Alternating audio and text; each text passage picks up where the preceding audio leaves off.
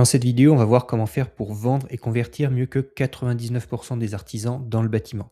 Un des grands avantages dans le bâtiment, c'est qu'on n'a pas besoin de convaincre les gens qu'il faut faire des travaux ou construire un logement ou quoi que ce soit. On a juste à être visible et à montrer qu'on peut résoudre la solution à leurs problèmes, qu'on peut réaliser les travaux pour eux. Et pour ça, le seul secret, c'est pas d'être un excellent vendeur, d'être un bon commercial ou quoi que ce soit, c'est juste d'être visible. Le secret, c'est la visibilité. Pour rappel, pour avoir une entreprise idéale, il y a 3 piliers fondamentaux: la rentabilité, la visibilité, le pilotage. La rentabilité et le pilotage, c'est ce qui va vous permettre de générer du profit, de créer de la valeur et de le délivrer. Mais pour signer des chantiers, pour avoir du travail à vendre, pour avoir du travail à délivrer, il faut être visible. C'est uniquement la visibilité qui vous permettra de signer des devis et d'avoir des chantiers rentables. Un autre énorme avantage qu'on a dans le bâtiment, c'est qu'on est dans une pénurie de main-d'œuvre massive. Ça veut dire qu'il y a énormément de demandes par rapport à l'offre. Il y a beaucoup plus de gens qui ont besoin d'artisans que d'artisans qui proposent du travail. Donc, le secret pour savoir vendre, c'est pas d'être un bon commercial ou de savoir comment se mettre en valeur. C'est juste d'être visible. Si vous êtes visible plus que vos concurrents, plus que les autres, les gens feront massivement appel à vous et vous ne manquerez jamais de travail. Être visible concrètement, ça veut dire avoir des prospects. Plus vous avez de prospects, plus vous avez de chantiers. Un prospect, qu'est-ce que c'est? C'est un client qui n'a pas encore signé chez vous. Et attention, le bouche à oreille, ça n'est pas de la visibilité, ça n'est pas un système d'acquisition client. Le bouche à oreille, c'est simplement le petit plus qui va se rajouter autour du reste. Si vous voulez être visible, vous devez absolument avoir un système d'acquisition pour trouver des prospects et des clients. Ensuite, vous devez convertir ces clients. Vendre, c'est quoi? C'est convertir. C'est des gens font appel à vous, mais ils disent pas: «Ah oui, ce que vous faites, c'est bien». Ils disent: «J'achète chez vous, je veux payer pour vous». Et là, c'est mathématique. Plus vous avez de volume, plus vous avez de prospects, plus vous aurez un niveau de conversion élevé. Si vous avez 5 personnes qui vous contactent par mois, vous mettez pas le prix que vous voulez. Si vous avez 500 personnes qui vous contactent chaque mois pour réaliser des travaux, non seulement vous pouvez choisir les meilleurs clients, mais vous pouvez vendre au prix que vous voulez, alors même que vous ne faites pas du meilleur travail ou que vous n'êtes pas un meilleur vendeur. C'est juste une question de volume. Ensuite, pour transformer vos prospects aux clients, là encore, il y a plein, on entend tout et n'importe quoi, il y a plein de théories fumeuses, c'est très largement exagéré. Il n'y a pas besoin de suivre des trucs de psychologie ou de convaincre des clients avec un process, avec des étapes ou quoi que ce soit. C'est beaucoup plus simple que ça. En fait, en gros, il y a 3 critères chez un prospect. Quand vous êtes client, mettez-vous à la place d'un client. Il y a toujours 3 critères principaux que vous allez prendre en compte pour choisir la personne à qui vous allez faire appel ou la chose que vous allez acheter. Le premier critère, c'est la solution au problème. Est-ce que ce que vous allez acheter, le bien ou le service, va résoudre votre problème? Un artisan, il va faire appel à vous, pardon, un client, il va faire appel à un artisan. Pourquoi? Parce qu'il a la réponse à son problème. Je veux construire une maison, je sais pas comment, enfin je suis pas maçon, j'y connais rien, je veux faire appel à un maçon. J'appelle qui? J'appelle celui qui résout mon problème. J'appelle pas le meilleur maçon, le meilleur technicien. Ça, je m'en fiche. Ce que je veux, c'est un professionnel qui répond à mon besoin. Donc c'est le premier critère. Ensuite, le critère 2, c'est la réactivité. Par expérience, pour moi, c'est le plus important. Les meilleurs devis, les plus gros taux de conversion que j'ai observés pour moi ou pour n'importe quelle entreprise, c'était avec la réactivité. Si vous fournissez des devis en moins de 24 heures, vous allez signer énormément plus de chantiers que si vous mettez 24 heures, 48 heures ou une semaine.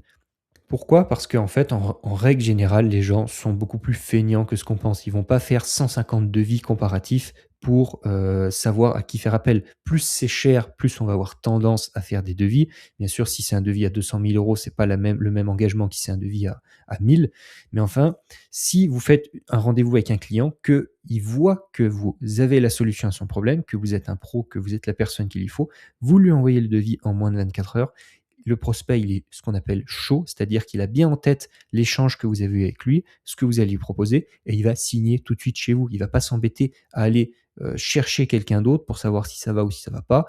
Si vous êtes à 100 000 et que c'est à peu près les prix, même si c'est un peu plus cher, pour donner juste une idée, il va pas s'embêter à aller grappiller 5 10 chez quelqu'un d'autre. Il va se dire: «Bon OK, ce gars-là, il a bien compris, il est en accord avec mes valeurs, je veux signer chez lui». Et le critère 3, le prix, je le mets en dernier. Pourquoi? Parce que si vous faites des bonnes réunions avec vos clients, que vous montrez que vous avez la solution au problème, que vous êtes réactif, en fait, le prix, il est presque secondaire. Par expérience, je dirais qu'il y a entre 30 et 50 des gens qui vont regarder le prix en premier. Donc qu'est-ce que ça veut dire? Qu'il faut avoir suffisamment de volume pour refuser 50 de vos prospects, 50 de vos clients potentiels. Si aujourd'hui, vous n'êtes pas en mesure de pouvoir dire non littéralement à la moitié des demandes que vous avez, c'est que vous n'êtes pas assez visible, tout simplement. Et même si pouvez dire non à la moitié, est-ce que l'autre moitié sont vraiment des clients qualitatifs qui ont besoin de faire appel à vous pour votre professionnalisme et pour la valeur que vous créez? S'ils font appel à vous ou que vous faites des devis pour eux et que vous ne pouvez pas mettre le prix que vous voulez, c'est encore une fois que vous n'êtes pas assez visible. Et en réalité, si vous augmentez vos prix, en fait, vous allez avoir plus de clients. Pourquoi? On y reviendra plus tard dans la vidéo. Parce que si vous êtes plus cher, si vous faites plus de marge sur chaque chantier, ça veut dire que vous avez besoin de moins travailler. Vous n'avez pas besoin de faire des heures pas possibles pour vous en sortir. Donc, ce sera beaucoup plus facile de consacrer plus de temps à chaque client et prospect. Ce sera beaucoup plus facile de répondre en étant réactif, de faire des devis très rapides, et ce sera beaucoup plus facile de commencer les travaux dans les temps, parce que vous n'aurez pas 150 chantiers en simultané. Donc en fait, sur le long terme, les prix, augmenter les prix, avoir une tarification élevée, c'est ce qui va non seulement vous permettre d'avoir les meilleurs clients, de mieux gagner votre vie et d'avoir le taux de satisfaction le plus élevé. Pourquoi? Parce qu'on oublie toujours le prix, on n'oublie jamais la qualité, on n'oublie jamais le résultat. Une fois que c'est payé, une fois que la pilule est passée, on fera plus attention au prix. Par contre, si la qualité est pas parfaite, s'il y a des choses qui vont pas, s'il y a eu des problèmes, ça, on s'en souviendra toujours. Donc, augmentez vos prix pour vous permettre de faire du meilleur travail. En réalité, ça rend service à tout le monde, surtout aux clients. Et la visibilité, comme on vient de le voir, en fait, le but premier de la visibilité, c'est quoi? C'est d'augmenter le nombre de refus que vous pouvez accepter. Comme j'ai dit juste avant, il n'y a pas vraiment de statistiques claires. Moi, ce que j'ai pu voir avec l'expérience, c'est que entre un tiers et la moitié des clients vont chercher, selon les périodes, selon les prestations, selon les secteurs, vont chercher en priorité le prix. C'est-à-dire, ils vont pas chercher la qualité, ils vont pas chercher la solution à leurs problèmes. Ils vont juste regarder le prix et avec le prix le plus bas possible, ils vont vouloir la plus belle prestation possible. Ça, c'est des mauvais clients parce que vous allez baisser vos marges, vous allez baisser vos prestations pour signer le chantier et du début à la fin, ils vont vous faire des reproches parce que vous ne faites pas une prestation premium chez eux. Donc ces clients-là, en fait, ils sont toxiques parce que non seulement vous n'allez pas gagner d'argent chez eux, ils vont vous faire des reproches du début à la fin et vous n'aurez pas gagné d'argent et vous n'aurez pas fait de pub quand le chantier est fini. Donc la solution, encore et toujours, c'est la visibilité. C'est communiquer pour avoir suffisamment de clients et sélectionner uniquement ceux qui font appel à vous pour la qualité, pour votre savoir-faire, pour vos valeurs. Mais communiquer, c'est pas juste être là. C'est facile de communiquer, mais il faut le faire. Et justement, la plupart des gens se disent ouais, il faudrait que je le fasse. Ouais, on verra plus tard. Ensuite, ils ont une demande de client d'un bouche-oreille qui arrive. Ah bah finalement, j'ai pas besoin de faire de pub. Regarde, les gens font appel à moi. Oui, mais comme on vient de le voir, c'est pas des bons clients et surtout, c'est pas suffisant. Donc, en fait, vous devez communiquer, vous devez transmettre un message, vous devez montrer des photos de vos réalisations, du avant-après. Il ne faut pas juste avoir une page Facebook ou un site et ne pas l'alimenter. Le plus important, c'est pas de faire la plus grande qualité possible, c'est d'être régulier. Pas besoin d'être partout. Au début, si vous êtes juste sur Facebook ou sur Instagram, c'est largement suffisant.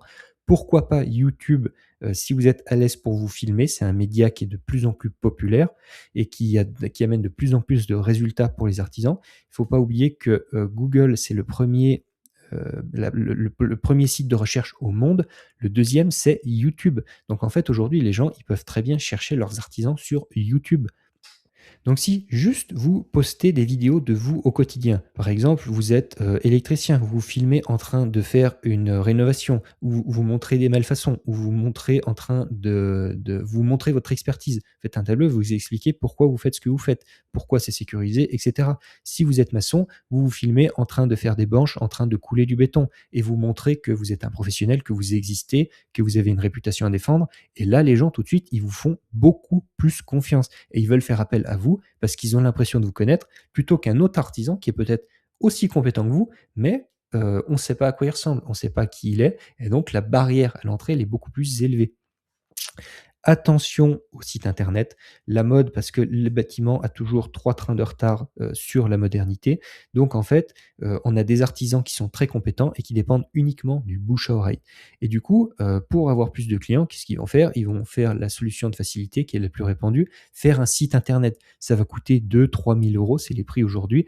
Et qu'est-ce que ça va apporter? Rien du tout. Si vous n'êtes pas présent sur les réseaux, si vous ne communiquez pas et que vous avez juste un site internet qui va être soi-disant, référencé par un expert, par un professionnel dont c'est le métier, ouais, OK, super, sauf que ça ne va vous apporter aucun client. Vous aurez un super joli site, les gens vont aller dessus, mais ça ne convertira pas et vous allez juste gaspiller de l'argent par les fenêtres, voire plus parce que certains prestataires, fournissent des sites avec abonnement, avec engagement, donc vous devrez payer 50, 100, 200 voire plus, euros tous les mois et sans aucune garantie de résultat. Donc ne commencez jamais par un site internet. Si vous communiquez, si vous avez de l'organique, c'est largement suffisant pour avoir beaucoup plus de trafic, pour avoir beaucoup plus de gens qui font appel à vous.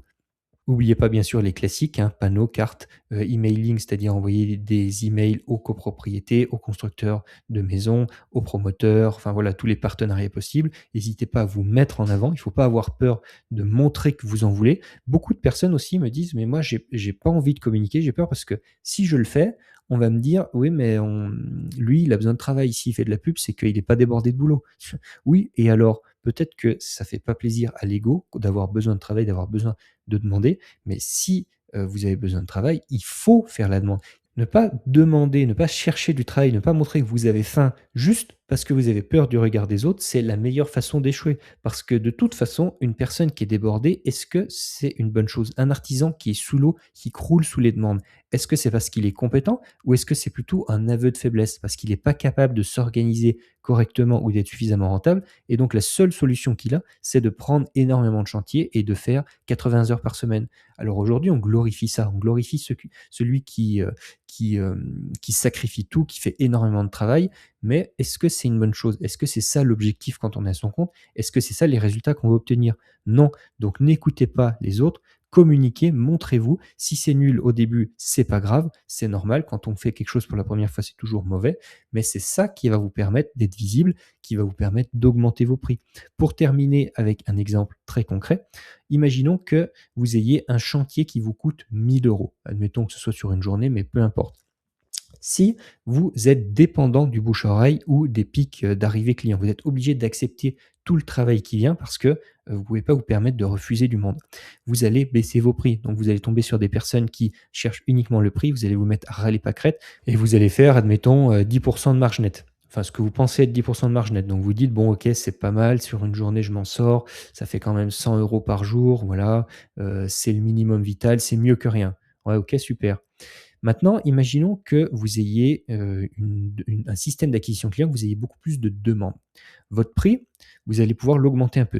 Donc j'ai dit aussi tout à l'heure qu'il y avait en gros une marge de manœuvre de 30 sur le prix. C'est pas une règle absolue, moi c'est ce que j'ai constaté aussi, sur le terrain. C'est qu'en fait à 30 près, par rapport au prix moyen, les gens vont, faire abstraction, vont pouvoir tolérer cette différence de prix. C'est au-dessus de 30, les gens vont commencer à dire: «Ouais, là, c'est vraiment plus cher». C'est pas une règle absolue, mais c'est ce que j'ai observé. Donc là, admettons que vous augmentez votre prix de un tiers, en gros. Donc votre prix, votre chantier, il passe de 1 100 à 1 500 €. Sauf que, vous passez pas votre marge, elle fait pas plus 30, votre marge, elle fait plus 500 parce que vos coûts fixes sont les mêmes. Donc chaque euro que vous arrivez à vendre en plus, c'est 1 € de marge nette supplémentaire. Donc si votre prix, il augmente de 1,3, votre, rentabilité, elle va faire fois 5. Et là, ça change tout pour votre business parce que si votre rentabilité, elle fait fois 5, ça ne veut pas dire que vous allez vous en mettre 5 fois plus dans les poches, mais ça veut dire que vous allez être capable de générer 5 fois plus d'argent pour le même travail. Dans cet exemple, le travail, c'est exactement le même. Vous fournissez exactement la même prestation avec les mêmes outils, avec le même matériel, mais vous générez 5 fois plus de valeur. Ça va permettre quoi? Ça va vous permettre de vous organiser, de travailler beaucoup moins, d'avoir moins de clients, de prendre plus le temps, de prendre plus de relationnel avec chaque personne, de vous appliquer sur le travail et de gagner plus d'argent en faisant beaucoup moins. Donc ça vous permet d'avoir une entreprise déjà qui est maîtrisée, une activité qui est rentable et qui ne vous demande pas tous les sacrifices du monde. Et le premier gagnant dans cette histoire, ça va être le client, puisque quand vous allez générer réellement de l'argent, quand vous allez générer du revenu parce que vous êtes rentable. Vous allez pouvoir vous payer, mais vous allez surtout avoir de la trésorerie. Quand vous avez de la trésorerie, c'est beaucoup plus simple de vous organiser parce que vous n'avez pas à craindre les fins de mois, parce que vous pouvez vous payer correctement tous les mois. Donc, faire un emploi du temps, ça va devenir hyper simple puisque vos prestations, elles seront rentables et signées longtemps à l'avance. Tout, vous aurez plusieurs mois de chantier garantis. Donc, votre emploi du temps, il sert juste en fait à implanter vos chantiers dans les prochaines semaines, dans les prochains mois, en faisant 40-50 heures par semaine, voilà, comme vous voulez, sans avoir besoin de faire des urgences non-stop. Vous aurez juste à exécuter votre travail. Je le dis souvent, mais 40-45 heures par semaine, c'est largement suffisant pour exécuter le travail. Si vous êtes suffisamment organisé et rentable, c'est plus que suffisant. Ça veut dire que la relation, le relationnel avec le client sera excellente parce que vous serez pas harcelé au téléphone tous les jours, vous aurez le temps de répondre à chaque client correctement, vous aurez le temps d'aller en temps et en heure sur son chantier, de le terminer correctement, de faire les devis, les acomptes, les factures quand il faut et votre client, il sera ravi. Donc même si en fait le prix augmente un petit peu de 35, vous déjà, vous allez marger, enfin vous allez être 5 fois plus rentable et le client, il va avoir une prestation qui est pas 35 meilleure, il va avoir une relation une satisfaction qui est 1 million de fois meilleure. Parce que même si le travail en soi, c'est le même, le niveau d'intention et le niveau de qualité que vous allez pouvoir mettre dans le relationnel et dans les finitions, bah, il sera incomparable. Et ça, c'est le meilleur moyen pour avoir du vrai bouche à oreille. Ça va vous apporter d'autres clients qui vont chercher la même chose. Mais pour avoir ce bouche à oreille, il faut être visible, il faut avoir de la communication et il faut avoir une masse de prospects, il faut avoir une masse de trafic suffisante pour refuser tous les mauvais clients. Donc pour conclure, si vous voulez être un vendeur, si vous voulez être le meilleur vendeur dans votre secteur, si vous voulez convertir le plus, arrêtez de chercher à vendre, cherchez à être visible, cherchez à avoir du prospect et c'est ça qui va vous permettre de vendre plus cher, mieux que vos concurrents et de faire x5, x10, voire plus sur votre rentabilité. Si vous voulez qu'on vous aide à le faire, si vous voulez qu'on vous montre comment faire une campagne en ligne, comment être présent sur les réseaux, comment augmenter votre trafic, réservez un appel directement en bio dans la chaîne YouTube. C'est un appel de consulting offert. On vous donnera vraiment des conseils, des éléments pour mettre les choses en place de votre côté. N'hésitez pas à mettre en commentaire les sujets que vous voudriez qu'on aborde pour la prochaine fois. Et moi, je vous dis à très vite dans la prochaine vidéo.